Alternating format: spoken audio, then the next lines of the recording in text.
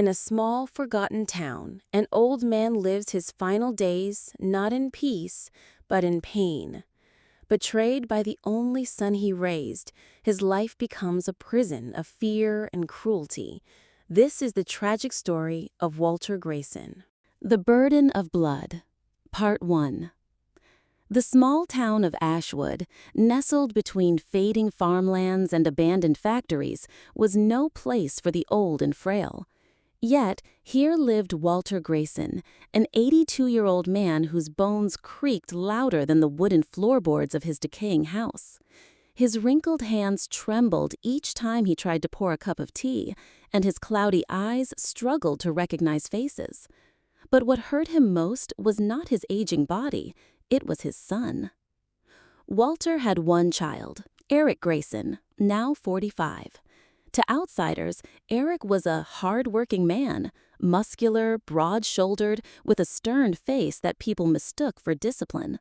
But inside their home, Eric was a storm of rage, bitterness, and cruelty. He worked odd construction jobs, drank every evening, and often returned home with fists itching for something to break. Most nights, that something was his father. Walter's wife, Martha, had died a decade earlier. Since then, Eric had grown colder, angrier. He blamed his father for not working hard enough in life, for being weak, for making him live in a house of rot. Walter endured it in silence. He had nowhere else to go, no relatives left alive, no savings worth speaking of. The neighbors sometimes heard shouting, Eric's voice thundering, Walter's muffled pleas. But no one interfered. Ashwood was the kind of place where people turned away from trouble. One cold January evening, Walter sat in the kitchen staring at a photograph of Martha. Her smile, frozen in time, was the only warmth he felt in the house. He whispered, "I miss you, Martha. I don't know how much longer I can take this." The front door slammed open. Eric stomped in, reeking of alcohol. "What the hell are you mumbling about now?" he barked. Walter hid the photo under the table. "Nothing, son, just talking to myself." "Talking to yourself?" Eric sneered. "Pathetic, old fool, can't even talk to real people anymore." Walter swallowed his shame. He wanted to tell Eric that loneliness was eating him alive, that every word he spoke was a desperate attempt to feel human again. But he knew better. Words only fueled Eric's cruelty. That night, Eric threw a plate across the kitchen because dinner wasn't ready on time. The shards sliced Walter's thin skin, leaving a shallow cut across his hand. Eric didn't apologize. He never did. The next morning, Walter dragged himself to the grocery store 2 blocks away. He walked slowly, leaning on his wooden cane. His back ached with every step, and his heart felt heavier than his body. At the checkout, the cashier, a young woman named Clara, looked at him with pity. "Mr. Grayson, are you okay? You look tired," she asked softly. Walter forced a smile. "Just old bones, dear, old bones." Clara had heard whispers about Eric, the drinking, the temper. She wanted to ask, "Does your son treat you right?" But fear of crossing a line held her back. She simply packed his groceries carefully and said, "Take care of yourself." Walter nodded, but inside he wanted to scream. "How can I take care of myself when my own son despises me?" That evening, Eric came home earlier than usual, sober but seething. Walter noticed immediately. Eric's jaw was tight, his fists clenched. Trouble was brewing. "What is it, son?" Walter asked gently. Eric slammed a crumpled envelope on the table. "This is it. They're cutting my hours at work. Do you know why? Because I've been wasting time taking care of you. You're a burden, old man. Dead weight." Walter's lips trembled. "Eric, I never asked you to." "Shut up," Eric roared, striking the table so hard the envelope slid to the floor. "Do you think food pays for itself? Do you think the roof over your head is free? You should have died with Mom. At least then I wouldn't be chained to this miserable life. Walter felt the words stab deeper than any punch. His chest tightened and tears stung his eyes. Eric, I'm still your father. You stopped being a father a long time ago, Eric growled. Then, without warning, he shoved Walter so hard that he fell against the wall. The old man crumpled to the floor, his cane clattering away. For a long moment, Eric just stood there, breathing heavily, glaring at the fragile body on the floor. Then he muttered, "Get up before I lose my temper again," and stormed into his room, slamming the door. Walter lay there for minutes, unable to move. His chest heaved, his heart pounded, and in that silence he whispered, "Why, Martha? Why did you leave me with this monster?" That night, Walter had a dream. He saw Martha standing in the garden, smiling softly, holding out her hand. "Come with me, Walter," she said. "You don't deserve this pain." When he woke, his pillow was wet with tears. He sat in the darkness, realizing that maybe, just maybe, his time in this world had already ended the day Martha died. Everything since had only been borrowed misery. But fate wasn't finished with him yet, because the next week would bring horrors Walter could never have imagined. Horrors that would make broken bones feel like scratches. Horrors that would drag him into the darkest corners of love, loyalty, and betrayal. And in the end, only tragedy would remain. Part 2. The days grew shorter in Ashwood. Winter wrapped its icy hands around the town, and Walter's old house felt colder than ever. The furnace had broken weeks ago, but Eric refused to fix it. "Why waste money on heating?" Eric snapped one night. "If you're cold, put on another sweater." Walter didn't argue. His body, frail and trembling, could no longer endure the biting chill, but he quietly pulled out a wool blanket Martha had knitted long ago. He wrapped it around his shoulders like armor, pretending it could shield him from more than just the cold. The next morning, Walter struggled to cook breakfast. His hands shook violently as he cracked eggs into the pan, spilling more on the counter than inside. Eric, half awake and already irritated, stomped into the kitchen. "What the hell is this mess?" he barked. "I'm sorry, son. My hands." Before Walter could finish, Eric grabbed the frying pan, flinging its contents into the sink. "You can't even cook a damn meal right. What good are you?" Walter's lips trembled. "I'll clean it up. Just give me a moment." Eric's fist slammed the table, rattling the dishes. "You're nothing but dead weight. If Mom could see you now, she'd be ashamed." Those words cut deeper than any slap. Walter lowered his head, tears streaming silently down his wrinkled cheeks. He didn't speak. He never spoke when Eric was like this. That evening, Clara, the young cashier from the grocery store, stopped by. She brought over a small bag of canned soup and bread. "Mr. Grayson," she said softly at the door, "I thought you could use some extra food." Walter's eyes welled up. "That's very kind of you, Clara. Thank you." Eric appeared behind him like a shadow. "We don't need charity." He snatched the bag from Walter's hands and slammed the door shut before Walter could even say goodbye. Walter turned toward his son, voice weak. "She was only trying to help." Eric shoved the bag onto the counter. "We don't need help. We need money. You think soup is going to pay the bills?" Walter didn't answer. He knew silence was safer.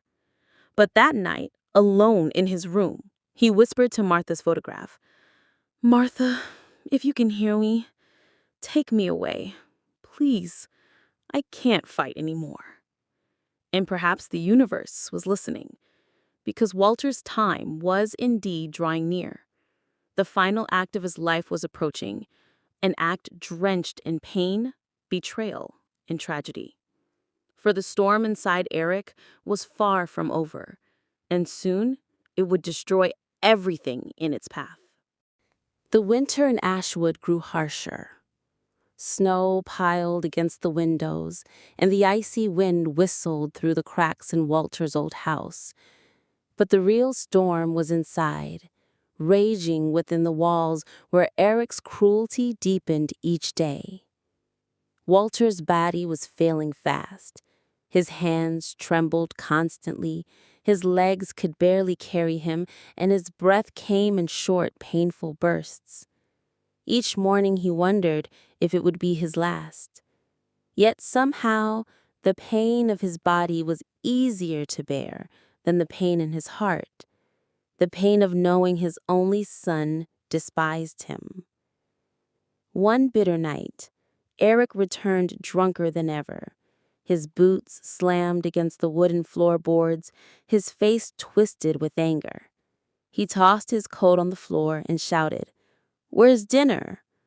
Walter, too weak to stand for long, had only managed to boil some watery soup.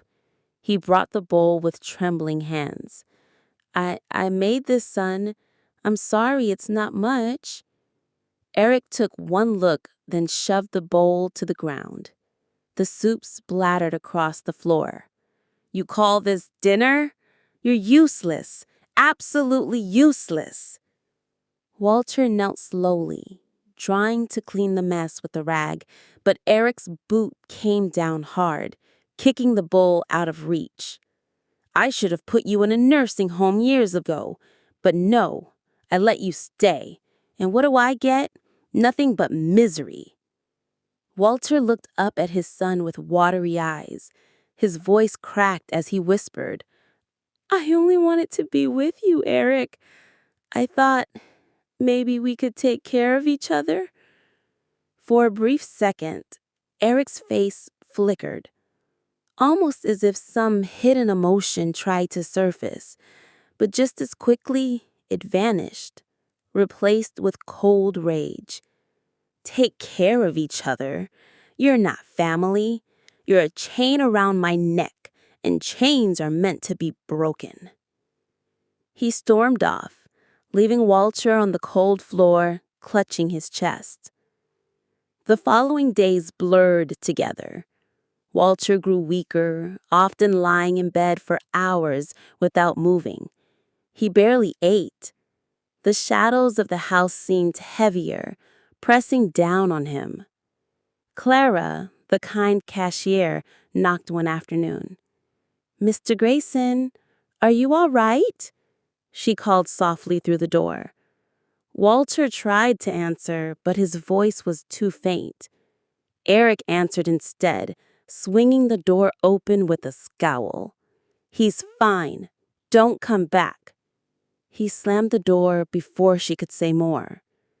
Walter heard her footsteps fade away, and with them, his last chance for help. The breaking point came one night when Eric, drunk and furious, stumbled into Walter's room again. "You know what, old man?" he slurred. "I'm done. I'm done wasting my life on you." Walter's eyes widened with fear. "Eric, please don't."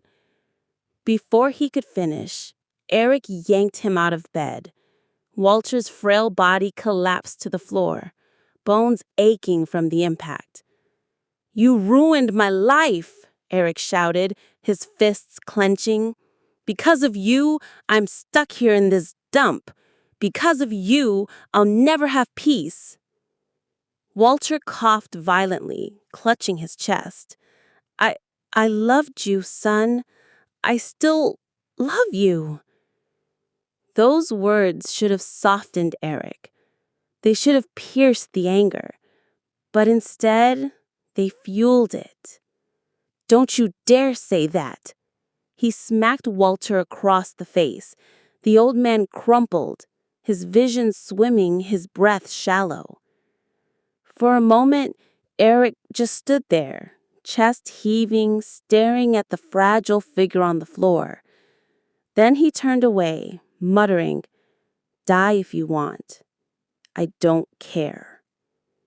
He slammed the door behind him, leaving Walter alone in the cold darkness. Walter lay on the floor for hours, his body too weak to move. His breaths grew shorter, his chest heavier. He stared at the ceiling, tears streaming down his cheeks. In his fading mind, he saw Martha again.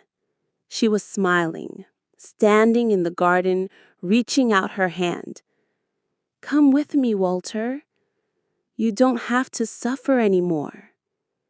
Walter's lips curved into the faintest smile, his eyes fluttered shut, and for the first time in years, he felt peace. His heart slowed and then stopped. Morning came. Eric stumbled out of his room, head pounding from alcohol. He glanced into his father's room and froze. Walter lay still on the floor, eyes closed, face calm in a way Eric had never seen. For the first time, silence filled the house. No coughing, no muttering, no fragile footsteps. Just silence. Eric's chest tightened. He stepped closer, shaking his father's shoulder. "Hey, get up." No response. "Come on, old man. Stop playing." Still nothing. Panic flickered in Eric's eyes, but it quickly hardened into something else. Relief. He stood there for a long moment, then muttered, "Finally." But deep inside, a part of him, a small, buried part, felt something colder than relief. Something he didn't want to name. Guilt. The days that followed were quiet. The house, once filled with Walter's soft voice, was now just empty walls echoing Eric's footsteps. At night, Eric lay awake, unable to sleep. He swore he could hear faint whispers in the dark, his father's voice calling out, "I love you, son." He covered his ears, but the whispers didn't stop. And for the first time in his life, Eric realized the truth. His father's love had been the only thing in that house keeping him human. And now, with Walter gone, he was utterly alone. No family, no warmth, no forgiveness. Just silence. Just guilt. And the knowledge that he had destroyed the only person who ever truly loved him. Thus ended the story of Walter Grayson, a man who gave his life to raise a son only to be broken by him in the end. And though the world outside never saw, never cared, the walls of that old house on Willow Street would forever carry the echo of a father's love and a son's cruelty.